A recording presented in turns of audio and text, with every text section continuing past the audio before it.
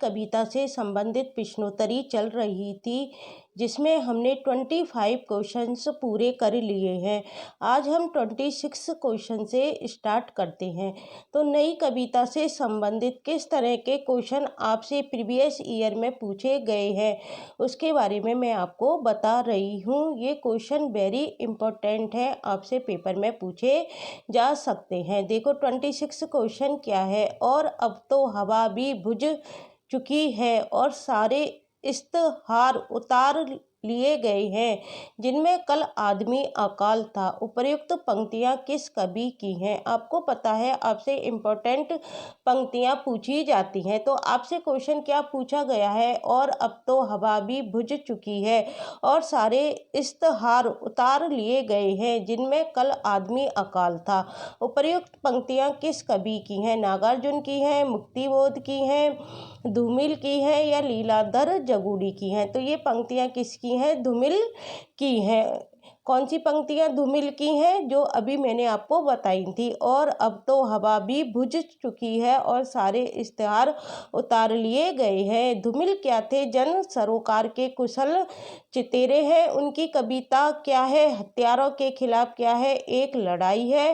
काव्य संग्रह उनका क्या था? संसद से सड़क था, जो कि 1972 ईस्वी में प्रकाशित हुआ था। शेष साहित्यकार जो दे रखे हैं, जैसे नागार्जुन दे रखा है आपको ऑप्शन में, मुक्तिबोध दे रखा है, लीलाधर जगूड़ी दे रखा है। तो इनकी भी पंक्तियां आपसे पूछी जा सकती हैं। देखो नागार्जुन की पंक्तियां कौन सी है?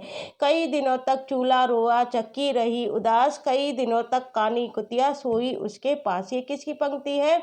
नागार्जुन की पंक्ति है। और मुक्तिबोध की कौन सी है? अब अभिव्यक्ति के सारे खतरे उठाने ही होंगे, तोड़ने होंगे मठ और गढ़ सभी। ये किसकी पंक्ति है? मुक्तिबोध की। और लीलाधर जगूड़ी की कौन सी है? एक आदमी अभी मेरा एक शब्द लेकर मुझे टोहो गया। एक आदमी अभी मेरा एक शब्द लेकर मुझे टोहो गया। ये किसकी पंक्ति है? लीलाधर जगूड़ी की। और जो क्वेश्चन में पंक्ति पूछी गई थी वो किसकी थी? धूमिल की। तो इस तरह से आपसे क्या है, काव्य पंक्तियां पूछी जा सकती हैं। अगला क्वेश्चन देखो 27 क्या है? निम्नलिखित में से किस कवि का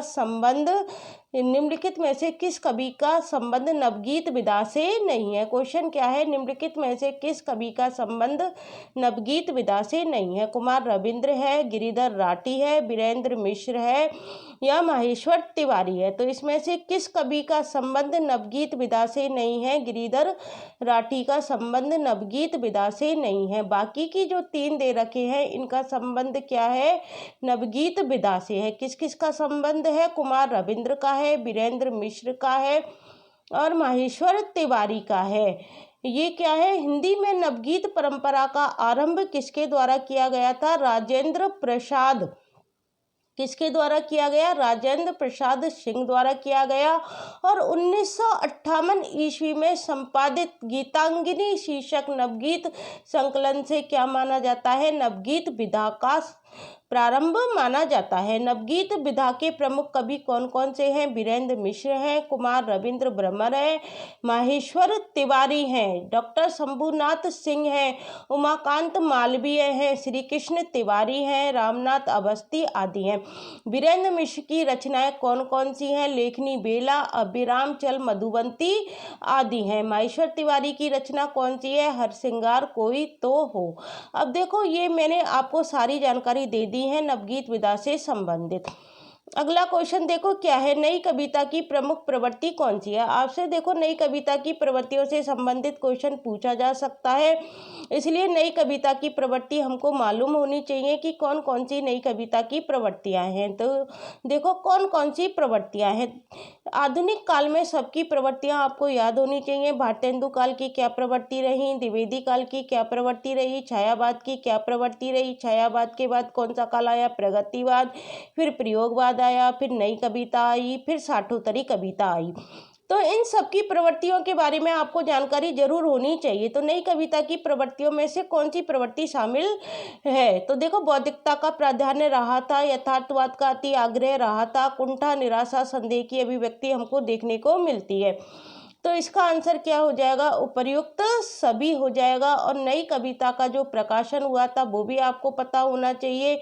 नई कविता पत्रिका का प्रकाशन कब हुआ था, 1954 में हुआ था।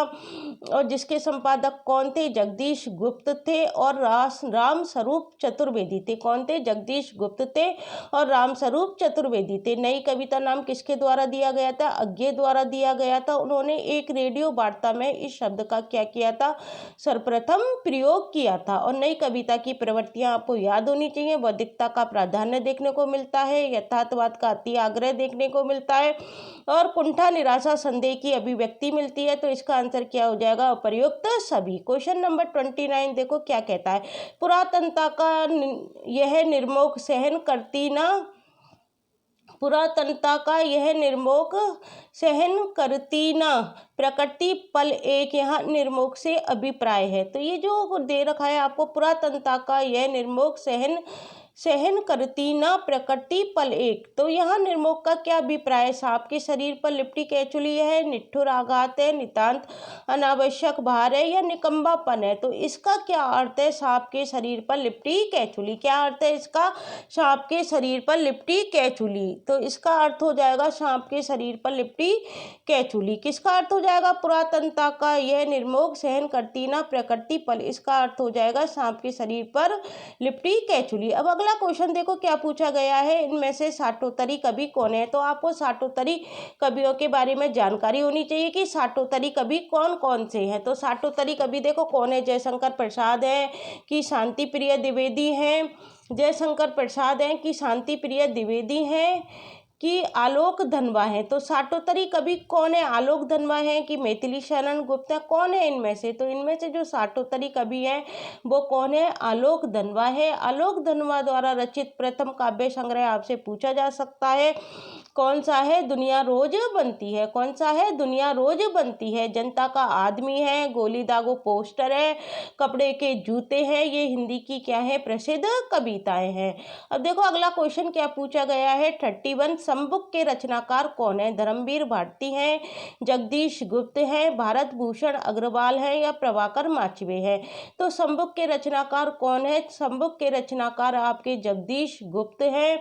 संबुक के रचनाकार कौन है, जगदीश गुप्त है। जगदीश गुप्त द्वारा रचित काव्य संग्रह और भी आपसे पूछे जा सकते हैं, आपको याद होनी चाहिए। नाप के पाँव है, शब्द दंश है, हिमविद है, युग्म है, छंद सती है और आदिम एकांत है। अब देखो पेपर में ये जो क्वेश्चन पहले आया था ना, तो ये किस तरह से आया था, संबुक बद करके आया था।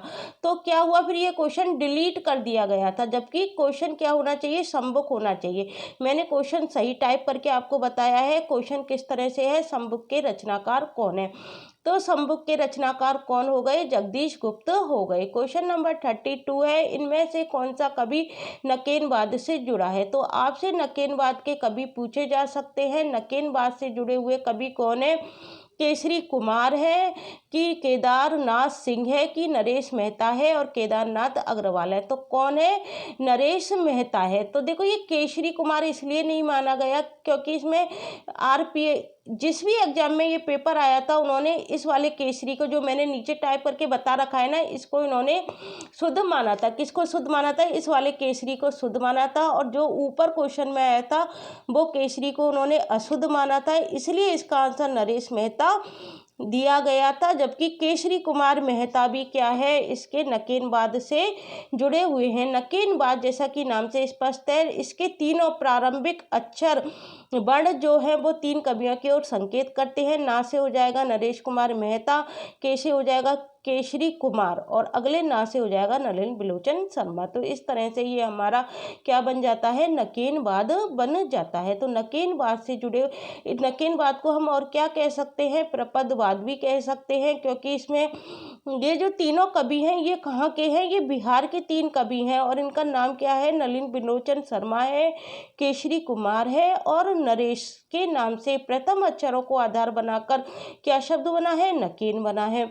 और प्रपदवाद का प्रवर्तन नलिन बिलोचन शर्मा ने किया था और कौन से सन में किया था, 1956 में किया था और नकेन के प्रबंध संकलन से किया था। क्वेश्चन नंबर 33 है, संशय की एक रात किसके संशय पर आधारित है। ये क्वेश्चन बहुत पूछा जाता है कि संशय की एक रात है ना, ये किसके संशय पर आधारित है। राम के पर आधारित है कि शंकर के पे आधारित है कि कृष्ण के पे आधारित है कि विष्णु के ऊपर आधारित है। तो ये राम के ऊपर आधारित है। आपको अच्छी तरह से पता होगा संशय की एक रात 1962 ईस्वी है।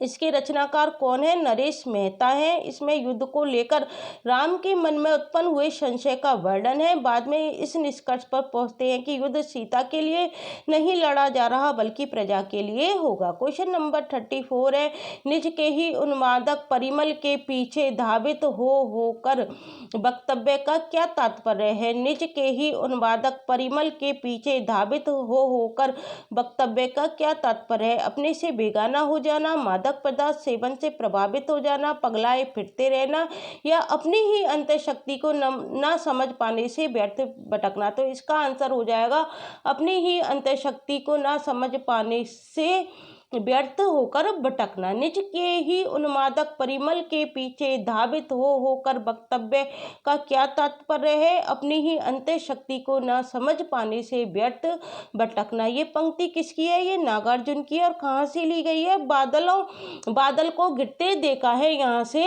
ली गई है। कहाँ से ली गई है? बादल को गिरते देखा है, यहाँ से ली गई है। क्वेश्चन नंबर 35 है, निम्नलिखित में से एक कथन असत्य है। आपको बताना है कौन सा कथन असत्य है। तो देखो, निम्नलिखित में से एक कथन असत्य है। प्रयोगवाद का जन्म तार सप्तक के प्रकाशन के साथ माना जाता है। ये बात बिल्कुल सही है। प्रयोगवाद में प्रयोग को इष्ट नहीं साधन माना गया है। ये बात भी बिल्कुल सही है। प्रयोगवादी कविता हास्योन्मुख मध्य वर्गीय समाज के जीवन का चित्र है। ये बात भी सही है। नई कविता प्रयोगवाद का विकसित रूप नहीं है। ये बात गलत है, क्योंकि नई कविता प्रयोगवाद का क्या है? विकसित रूप है। आज गाइस मैं आपको 35 तक की क्वेश्चन करा रही हूँ। आगे अभी क्वेश्चन खत्म नहीं हुए हैं। नई कविता से संबंधित और भी क्वेश्चंस हैं जो मैं आपको इसका पार्ट 3 जल्दी ही लेकर आऊँगी। यदि आपको मेरी वीडियो पसंद आती है तो प्लीज़ मुझे सपोर्ट करना, जिससे क्या है मैं आपको और भी अच्छी तरह से सारा मैटर उपलब्ध करा सकूँ। Thank you guys.